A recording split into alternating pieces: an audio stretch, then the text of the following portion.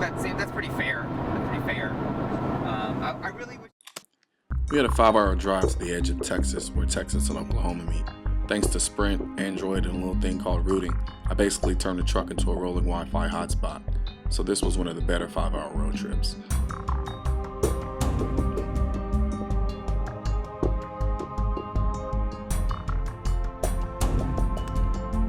Upon arriving, I couldn't help but think, what if this is just Dynamic Handgun 1 all over again from Magpul DVDs? And to be honest with you, I really didn't mind if it was. But as you'll later see, I was wrong. You too. Yeah. Yep. It's about what? Guns. Guns? Yeah. Guns and gear review. What's y'all's opinions on them? Absolutely obsessed with them. Stop asking questions. I asked them any questions you want, I'm cool.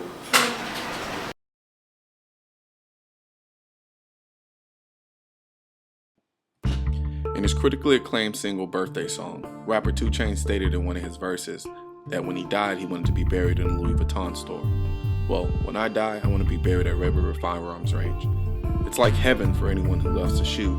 There was steel everywhere, and the Stonehenge setup was just simply awesome.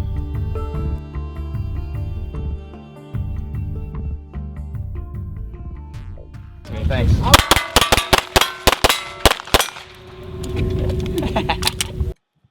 Meet Travis Haley, the Ninja Gaiden of the shooting world.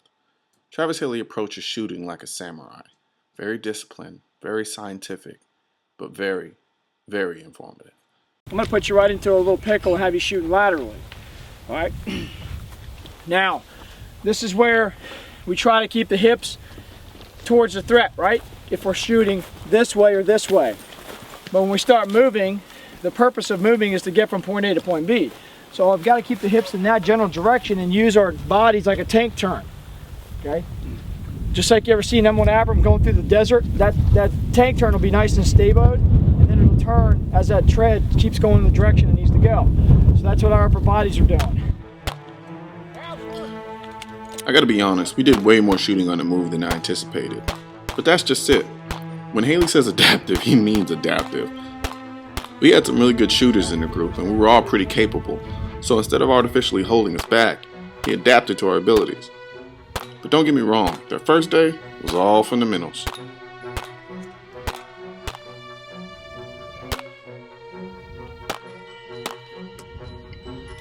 Now, I don't want to give the misconception that all we did was shoot steel.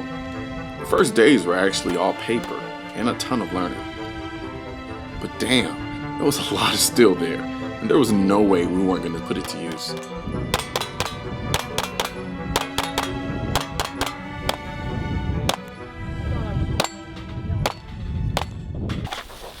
So nice and smooth. I'm just going to draw the gun and come up, okay? Not in a hurry. I'm prepping myself. Take your time, set yourself up, and pop. Back in. So how long was I exposed on that shot? Half a second. Can he even react to me in that time? No, he got a bullet in the time he even realized that it was time to react. Okay, so I come over here, shift your feet if you need to. If you could stay there, okay, and shift your body weight, okay, then do so. If not, it's okay to move. Some of us have shorter legs than others. So I'm coming to the edge of that cover line, the invisible line, pop, back in. Another half a second. Come right down to this position. You see, this is what I mean when I say Haley's like the Ninja Gaiden of the shooting world. It may not seem like much to you, but he moves like a praying mantis and gymnast and ninja wrapped in one. Haley's a demonstrating instructor, and I love that because I'm the guy in class who raises his hand and asks for an example after the instructor has thoroughly explained what it is he wants us to do.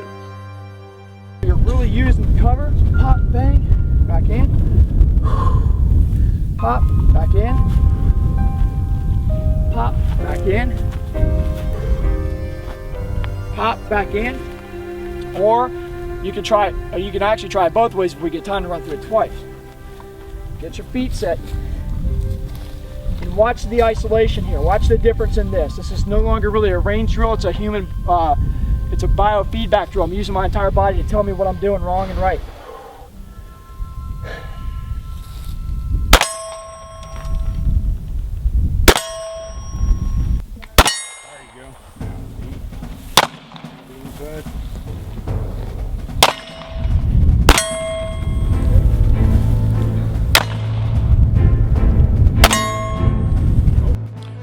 to shoot while on the ground was new to me and really put things into perspective. Most people never think about shooting while on the ground, so I was glad to do it. Yeah. Boom! Get out!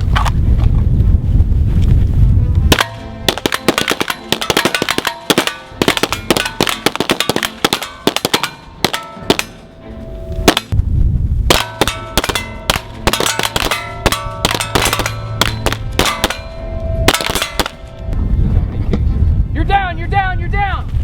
Muzzle, give me 5. Give me...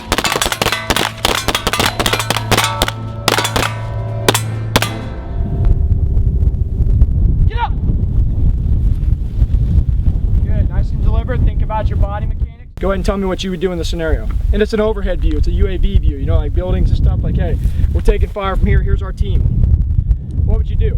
And so you're giving a mental repetition at problem solving on something like a chalkboard or a dry erase board. Are we doing the same thing right here? In a sense, yes. In a sense, absolutely we're doing it. And on top of that, we're adding in weapons manipulation and movement and speed and trying to find the balance of speed and precision.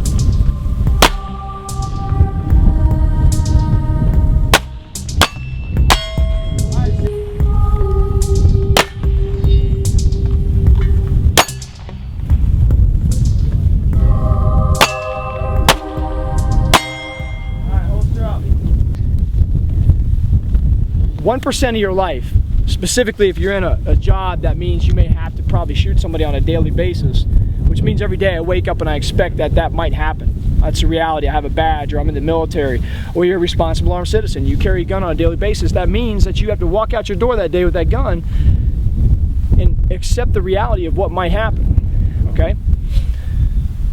What's that reality? That's the 1% of that 99%, okay? The 1% is when you actually pull that trigger on another human being. It's when you actually have to do it.